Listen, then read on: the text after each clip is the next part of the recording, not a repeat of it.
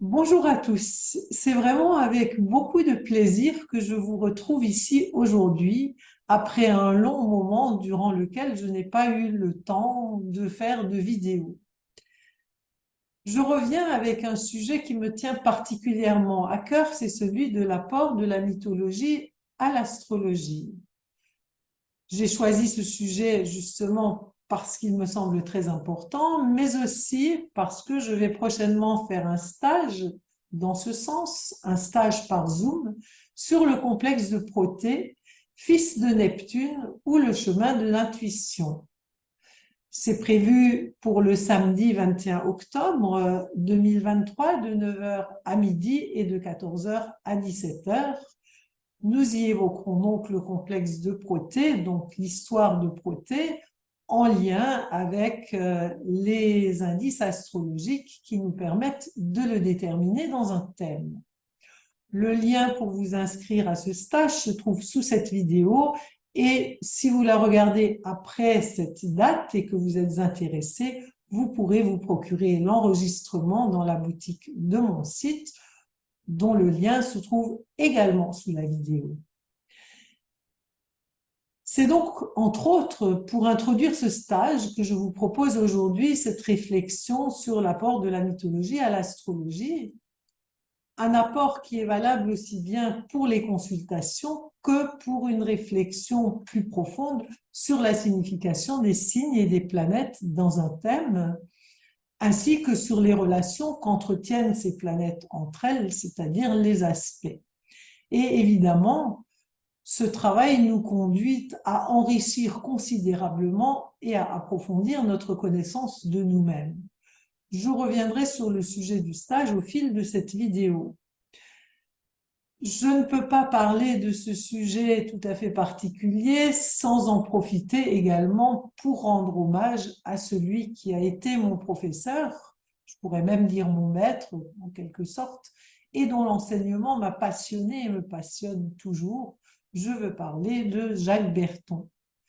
Cultivé, novateur, il a notamment exploré les méandres de la psyché humaine en créant des ponts entre psychanalyse et astrologie. Dans son travail absolument remarquable sur les complexes psychologiques, il est allé jusqu'à en inventer un certain nombre, et notamment en mettant en parallèle mythes gréco-romains et astrologie. Cette exploration astromythologique, vraiment très novatrice là encore à l'époque, a constitué et constitue encore un apport considérable dans la compréhension en profondeur de l'âme humaine, y compris, et c'est important en ces temps sombres, sur un plan spirituel qui me semble de toute façon essentiel lorsque l'on parle d'astrologie, c'est-à-dire du ciel qui est symbole de transcendance. Donc, merci à lui et vraiment du fond du cœur. Mais entrons maintenant dans le vif du sujet et voyons de plus près de quelle nature est ce lien entre mythologie et astrologie. Il ne vous a sans doute pas échappé que chaque planète porte le nom d'un dieu gréco-romain dont l'histoire est développée par la mythologie. Il est donc clair qu'il existe un lien étroit entre ces deux disciplines. Ainsi, les différents épisodes de la vie des dieux, mais aussi des héros, les accords, les conflits entre eux, peuvent nous éclairer sur les zones d'influence de chacune des planètes en elles-mêmes et dans ses rapports avec les autres. Il en va d'ailleurs de même pour les 12 signes dont ces dieux planètes ont la maîtrise. Nous pourrions dire que les mythes sont au thème astrologique ce qu'est l'interprétation d'une œuvre musicale à sa partition. Le thème, c'est la représentation fixe du système solaire arrêté à l'instant de la naissance d'une personne, comme la partition est une représentation fixe de la musique qui va en découler, une composition musicale. Le mythe, lui, va dérouler une histoire qui est contenu en germe dans le thème, comme l'orchestre va jouer l'œuvre qui est contenue dans la partition. Il déroule cette histoire avec tous ses développements possibles, ça ou ses tonalités, ses phrasés particuliers, ses enchaînements rythmiques lents ou vifs et pressés, paisibles ou saccadés, ses lignes brisées ou mélodieuses et chantantes. Le mythe se propose en quelque sorte d'animer et de donner vie à la carte du ciel, en mettant en scène ces symboles à travers les aventures de héros et de dieux planétaires qui représentent nos différents personnages intérieurs. Et ces personnages évoluent dans un paysage donné, correspondant à la couleur de l'un ou l'autre des signes qui sont valorisés ou à la couleur de l'ensemble du thème. Le mythe met en mouvement un graphique céleste aux apparences statiques au premier abord et qui, sans cette sorte d'animation, risquerait de demeurer figé, vide de sens et de cohésion. Le mythe déroule une symphonie ou un film contenu en germe dans le thème astral et, ce faisant, il en présente une synthèse, ce qui précisément manque souvent dans l'interprétation d'un thème. Ainsi, par exemple, les désaccords entre les dieux des mythes sont autant d'expressions vivantes d'aspects disharmonieux ou mal vécus entre les planètes correspondantes, quand les alliances entre eux mettent en scène la mise en œuvre concrète des accords planétaires.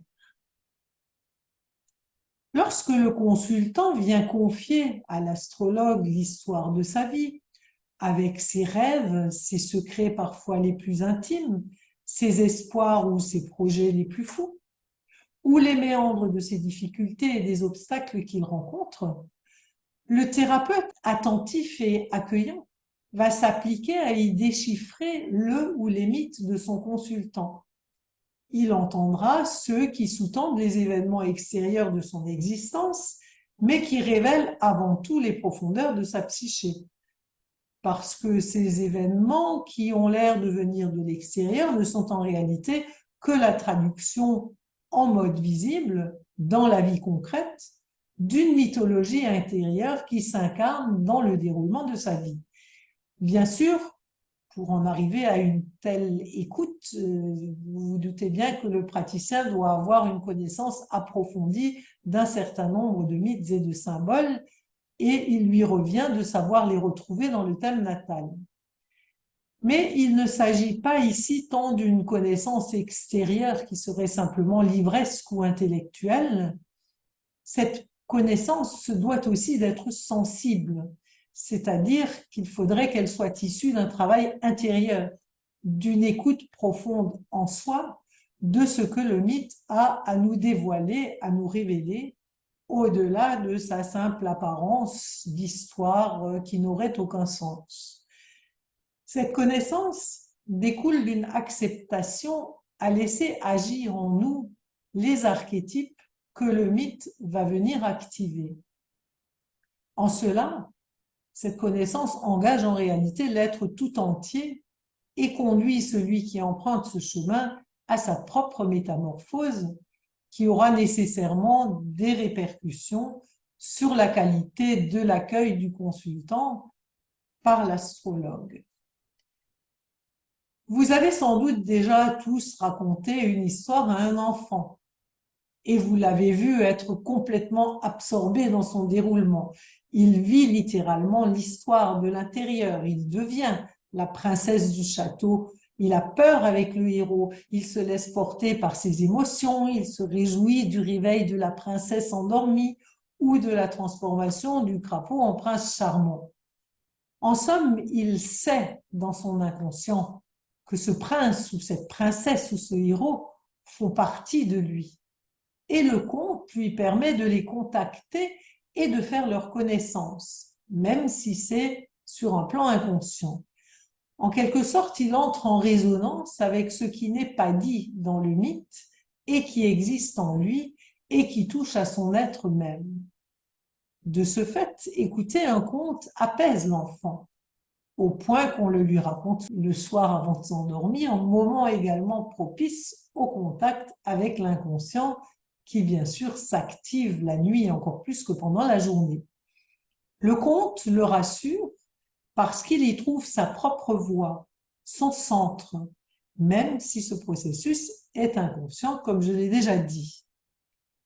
L'adulte qui écoute ou qui lit un mythe peut lui aussi retrouver son âme d'enfant et lui aussi peut se laisser happer par une histoire magique qui, derrière son non-sens apparent aux yeux d'une rationalité froide, nous conte en réalité ce qu'Annick de Souzenel a appelé notre ontologique programme.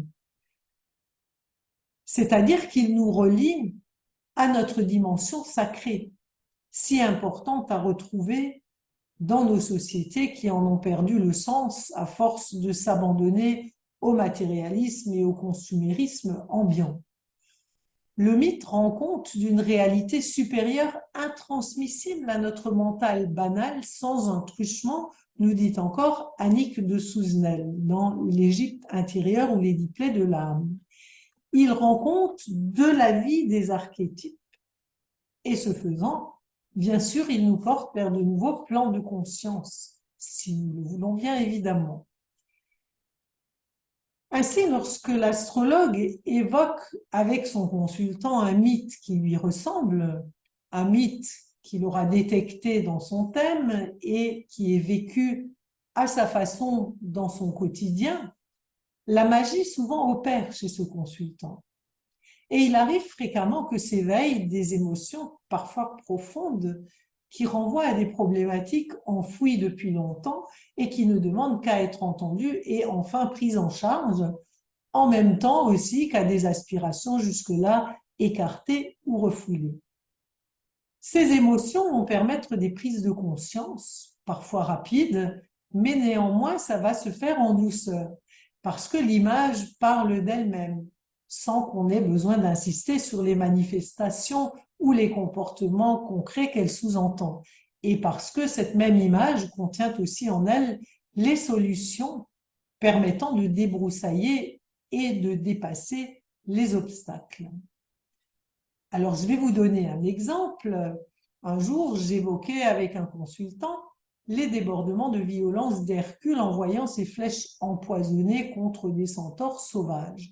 Et tout ça va aboutir à une bataille généralisée de centaures et, plus triste encore, à la mort du maître d'Hercule, Chiron, guérisseur bienfaisant.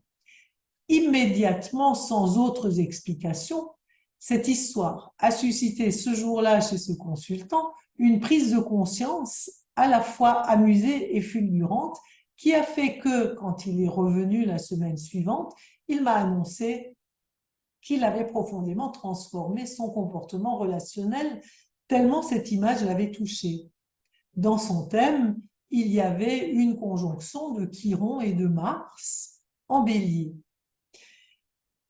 Autre exemple encore, l'allusion à Déméter qui répand la famine sur toute la terre après avoir perdu sa fille Perséphone, c'est également passé de commentaires pour cette native de la Vierge qui a tout à coup pris conscience d'un aspect sombre de sa personnalité qu'elle avait dernièrement remise en scène dans une relation ancienne, mais encore en souffrance. Et c'est dans un éclat de rire gentiment moqueur pour elle-même qu'elle a eu cette sorte de révélation lors d'un atelier de méditation de groupe. Rire qui montre la distanciation que permet le mythe, parce qu'il permet de créer une espèce de triangulation qui élève comme un troisième point entre le consultant et son comportement ou les événements de sa vie. Et cette triangulation évite la confrontation directe de la personne avec son histoire parfois douloureuse ou ses zones d'ombre dont elle peut peiner parfois à endosser la responsabilité. Et finalement, cette triangulation a la faculté de pouvoir remettre en mouvement des situations qui ont pu être longtemps bloquées. Vous noterez au passage que le chiffre 3 a cette vertu. Il est comme le troisième signe du zodiaque, celui du mouvement des Gémeaux. Et le lien du mythe avec des forces archétypiques suscite lui aussi le mouvement. Même si c'est lui qui le raconte, lorsque se déroule le mythe, l'astrologue momentanément s'efface devant lui. Il disparaît derrière le mythe. Il se retire de la scène pour laisser vivre et s'exprimer l'indicible que suggère le mythe et qui va résonner et faire vibrer l'intime du consultant. Et c'est de cette façon que peut s'ouvrir un espace où il y a la possibilité de recréer un dialogue intérieur. Dans cette démarche, il n'y a évidemment aucune place pour un quelconque jugement, ni de la part de l'astrologue qui raconte simplement une histoire évocatrice, ni pour le consultant qui s'identifie simplement à un héros capable de dépasser tous les obstacles sur son chemin. Car même lorsqu'il semble échouer, une lecture symbolique sur différents plans va le plus souvent permettre de dégager la voie lumineuse de l'apparent échec. Et l'auditeur le sent bien, quelque chose en lui le sait parfaitement. Par exemple, Chiron, certes, meurt de la souffrance engendrée par la brutalité momentanée d'Hercule, mais le voilà transformé en constellation lumineuse. Et le voilà qui nous indique la voie d'un changement de plan face à une douleur insupportable. Déméter, déesse des champs de céréales, certes, sème momentanément la famine sur terre parce que sa fille a disparu, mais quand elle finit par accepter que cette dernière puisse mener sa vie comme elle l'entend, les retrouvailles peuvent avoir lieu et la fécondité retrouvée de Déméter engendrera un nouveau printemps qui fera germer de nouveau les grains de blé. Le mythe montre aussi, celui-ci, ce mythe en particulier, qu'à tout hiver symbolique succède un printemps. Et il permet d'intégrer l'idée que tout processus de transformation nécessite un certain temps de maturation et d'épreuve. Nous pourrions penser qu'un thème natal lui-même serait susceptible d'avoir aussi cette fonction de triangulation et d'objectivité que le mythe. C'est vrai en partie dans le sens où il est un outil apparemment neutre, basé sur un dessin objectif, celui des positions planétaires à un instant précis en un lieu donné. Mais le terme reste quand même un schéma froid et même muet pour le profane. Il n'est pas lisible à première vue par le consultant qui n'en détient généralement pas les arcanes et qui attend l'interprétation de l'astrologue censé détenir la vérité, celle du consultant. Or, l'astrologue est nécessairement subjectif et son interprétation passe forcément à travers son propre filtre. L'objectivité totale n'est jamais possible. Le consultant qui ne possède pas le langage des astres n'a alors d'autre choix que de croire le praticien ou pas. Par ailleurs, en recherchant une objectivité maximale, l'astrologue risque de devoir devenir très intellectuel, parfois dans une description beaucoup plus mentale que vécue. Par exemple, ça arrive sous la forme d'une énumération de qualités et de défauts dans lesquels le consultant se reconnaîtra plus ou moins, certes, mais il lui est parfois difficile d'en trouver la logique et la cohérence. Alors qu'évoquer un mythe avec lui, un mythe que l'astrologue aura décelé dans son thème natal et qui apparaîtra dans là où les problématiques soulevées par le natif, viendra toucher une autre dimension, plus intérieure, plus intime, plus profonde, à laquelle chacun peut avoir accès, s'il le veut bien, et ce, sans connaissance préalable, particulière. Le mythe, en plus, permet une synthèse du thème, en évoquant qualités, défauts et difficultés du natif à travers la vie d'un héros qui se déroule dans une certaine cohérence et qui réunit en une unité logique facultés et manières d'être aussi bien dans leur côté lumineux que plus sombre. Par exemple, la seule évocation du personnage de Prothée, ondulant et glissant dans les eaux de l'océan, venant se reposer dans la grotte de son île de Pharos, va venir toucher un Neptunien dans une part essentielle de lui-même, qui aspire à l'éclosion de ses qualités de devin sensible, intuitif, méditatif, plein de compassion pour les autres, en quête d'amour universel. Dans le même temps, Proté dormant pour mieux fuir sa responsabilité face aux gens qu'il appelle au secours. Proté qui ruse pour mieux s'échapper. Proté qui se métamorphose en toutes sortes d'animaux ou d'éléments pour mieux se soustraire à sa vocation. Voilà qui peut faire écho avec les dissolutions, fuites, contours indéfinis et changeants du neptunien souvent indécis et insaisissable, plein de doutes et d'incertitudes. Là encore, on peut se passer de commentaires, tant ces images sont parlantes pour celui dont la psychologie est en résonance avec les comportements évoqués. Même si parfois ces images peuvent créer un malaise passager, elles permettent aussi une identification salutaire dans le sens où le héros, en quête de son identité profonde, nous indique le chemin de résolution de la problématique soulevée. En se laissant toucher par le vieux de la mer, en s'identifiant à lui, en s'immergeant dans le paysage de son île avec ses rochers, son phare dressé sur l'océan de l'inconscient, un travail intérieur va se faire nécessairement de lui-même, petit à petit, chez le neptunien en mouvement, mais aussi chez chacun qui cherche à développer ses facultés intuitives. Car ces images sont porteuses d'une énergie particulière qui habite le natif. Elles vont venir éveiller cette énergie en lui et lui permettre de trouver le chemin de son incarnation dans sa vie particulière à lui.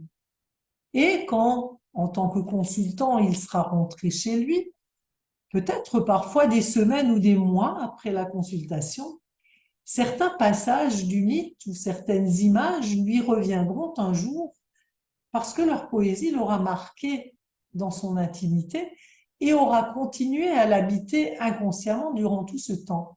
Et ces images deviendront soudain limpides parce qu'elles auront commencé à œuvrer en lui et qu'une transformation sera en cours. Et puis ensuite, il sera utile et riche de comprendre de manière plus précise et plus profonde ce qu'on a ressenti à travers le récit d'un mythe et de mettre des mots sur cette résonance particulière. Et le travail peut alors se poursuivre à travers un décryptage qui cette fois apparaîtra comme plus intellectuel, un décryptage des symboles contenus dans le mythe et ce, dans leur lien avec le thème natal, très précieux dans cette approche. C'est ce qu'on peut commencer à faire lors d'une consultation. Et c'est ce que nous ferons de manière très détaillée lors de la journée de stage sur Proté. Ce décryptage s'adresse à tout le monde. Les astrologues pourront y enrichir leur connaissance des symboles astrologiques et leur connaissance de la mise en mouvement de ces symboles dans la vie. Les Neptuniens et bien sûr aussi les Poissons y trouveront des pistes de compréhension d'eux-mêmes et de leurs talents. Et puis, chacun peut y apprendre comment emprunter le chemin de l'intuition, comment accéder au sixième sens et le développer, parce qu'en réalité, nous avons tous ce sixième sens quelque part en nous, nous sommes tous porteurs de qualités intuitives. Durant ce stage, nous évoquerons aussi de nombreux thèmes d'exemples pour voir dans la vraie vie comment des personnalités ont utilisé leurs qualités et défauts neptuniens ou de poissons de manière plus intense que le commun des mortels, et c'est pour ça qu'on parle encore d'elles. Comment elles ont mis ces qualités ou ces défauts en œuvre, ce qui pourra inspirer notre propre vie. Alors peut-être que les non-astrologues ne comprendront pas tout du côté un peu technique des thèmes en question, mais ils pourront par contre beaucoup apprendre sur la manière dont on peut vivre ces qualités intuitives et transformer les défauts qui sont aussi souvent à l'œuvre en nous, puisque nous évoquerons quelques éléments de la biographie de ces personnalités dont nous parlerons. Ce décryptage, quoique intellectuel, va venir éclairer différemment les émotions ressenties et les événements qui s'y rattachent que quand on écoute simplement l'histoire. Et la connaissance de la structure du thème natal permet à l'astrologue une lecture plus approfondie de ce que le consultant ou lui-même aura déjà ressenti à travers le mythe. Et là, l'intellect ne nous éloignera plus de nous-mêmes, mais au contraire, il permettra de préciser le ressenti, de le conscientiser pleinement, vraiment, d'éclairer les événements de la vie dans leur lien avec les archétypes qui les sous-tendent. Tout ça constitue une aide pour s'orienter au mieux dans le sens de la lumière contenue dans les méandres de notre ou de nos mythes personnels qu'il nous appartient ensuite d'intégrer au plus haut dans le sens qu'on a envie de donner à notre existence. C'est une démarche très différente, vous l'avez sans doute compris, d'une intellectualisation a priori, tant il est vrai qu'aucun processus véritable de connaissance de soi ne peut faire l'économie en premier lieu d'une prise en compte sensible des profondeurs du moi. Voilà donc le travail proposé durant le stage du 21 octobre que vous pourrez également acquérir par la suite pour ceux qui regarderont cette vidéo après cette date. Mais arrêtons-nous encore un petit peu sur la logique des mythes et des symboles. Ça n'est clairement pas une logique d'ordre rationnel. La symbolique met le rationnel entre parenthèses pour laisser libre cours aux analogies et aux équivoques de l'imaginaire, peut-on lire dans le dictionnaire des symboles de Jean Chevalier et d'Alain Gerbrand. Mais mettre le rationnel entre parenthèses ne l'efface évidemment pas pour autant. L'intellect rationnel est lui aussi indispensable, et ce, pour progresser sur la voie de l'intuition. Il n'est pas une fin en soi, cet intellect, mais il constitue un palier indispensable pour accéder à ce qu'on ne peut pas nommer, à l'innommable qui est situé au-dessus de lui, dans une géographie intérieure où le ciel représente les valeurs de transcendance. Il est là comme une espèce de tremplin qui nous propulse à chaque fois un peu plus haut et auquel il nous faut quand même régulièrement revenir pour ne pas nous perdre dans des illusions brumeuses. Dans ce constant va-et-vient, l'intelligence elle-même s'affine en même temps que s'élève notre perception du principe qui est représenté par le symbole. Paradoxalement, si nous voulons nous laisser recréer par ce qui est voilé par le symbole, il nous faut tenter, même si nous savons qu'ils peuvent être limitants, de mettre des mots sur cet innommable, de mettre des images sur l'irreprésentable, ou plutôt de laisser venir à nous des mots prêts à devenir verbes ou des images symboles qui nous permettront d'entrer en résonance avec l'insaisissable, invisible. Faute de quoi cela nous échappe et ne peut se manifester dans notre vie. Les symboles astrologiques, bien sûr, rejoignent ceux de la mythologie. Ils sont les vecteurs des mêmes forces archétypiques, les supports des mêmes énergies de transcendance. Ils évoquent une même réalité indicible. Mais là où le mythe éveille directement le monde intérieur sensible, le symbole astrologique paraît plus abstrait du fait qu'il est réduit à une image unique dont l'histoire n'est pas immédiatement contée ni audible. La mythologie développe une idée en des récits aux multiples épisodes qui voilent en fait la même réalité pour nous la faire mieux connaître, comprendre, appréhender. L'astrologie, elle, ne développe pas une histoire, elle la condense dans un symbole unique qui, évidemment, au fond, est tout aussi riche, mais qui est plus difficile d'accès.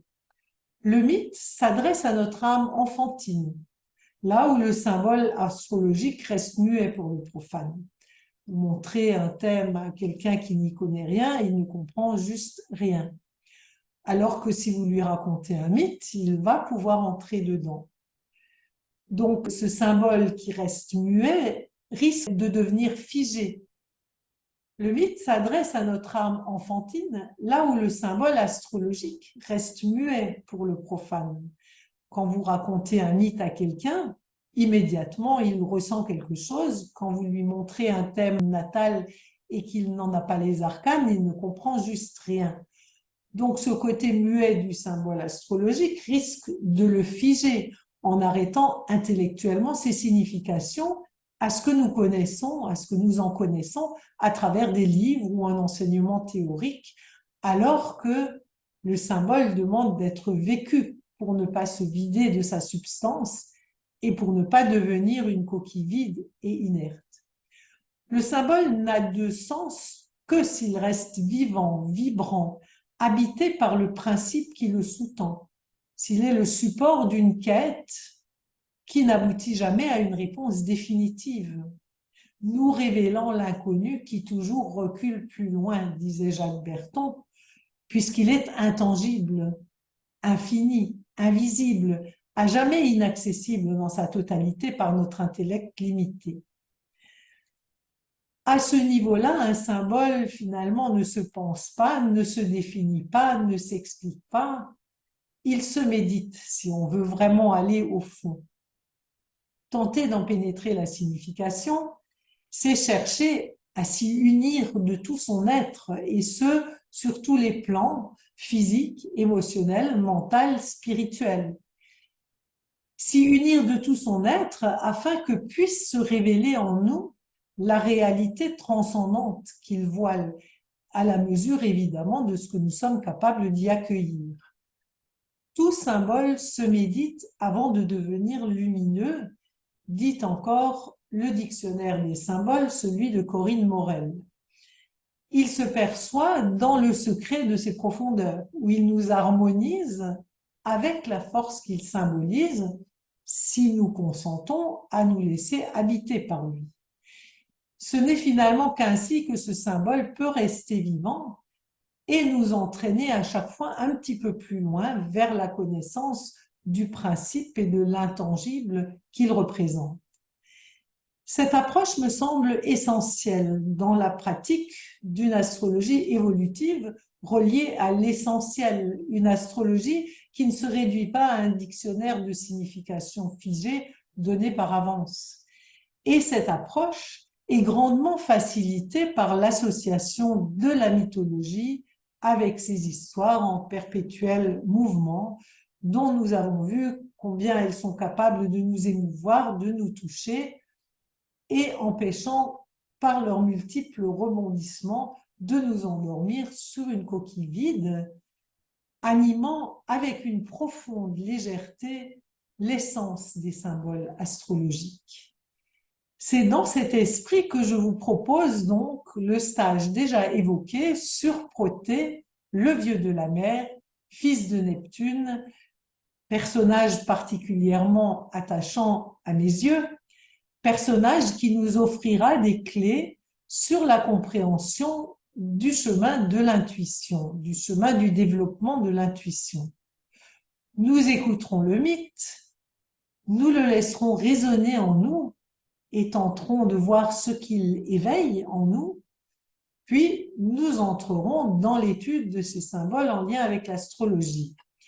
Alors, nous ne ferons pas de méditation sur Protée ce jour-là, il faudrait un stage un petit peu plus long pour cela, mais si des personnes le souhaitent par la suite, on pourra prolonger la réflexion du stage par un atelier de méditation ultérieurement, soit chez moi, soit par Zoom en petits groupes de 4 à 5 personnes au maximum, où nous mettrons en parallèle les images reçues en méditation avec le thème de naissance et les symboles qui sont derrière.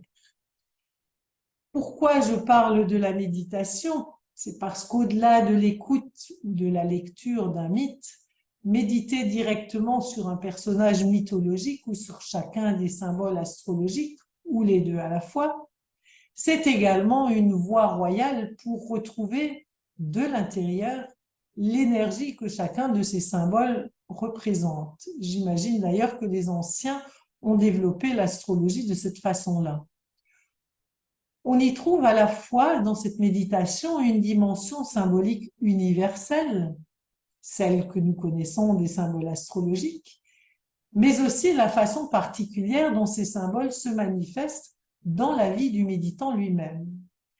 C'est un travail qui peut, comme l'écoute des mythes, se faire sans aucune connaissance préalable de l'astrologie, mais que la mise en parallèle avec le thème du natif vient considérablement enrichir, une fois encore dans une collaboration, une coopération entre intellect et intuition.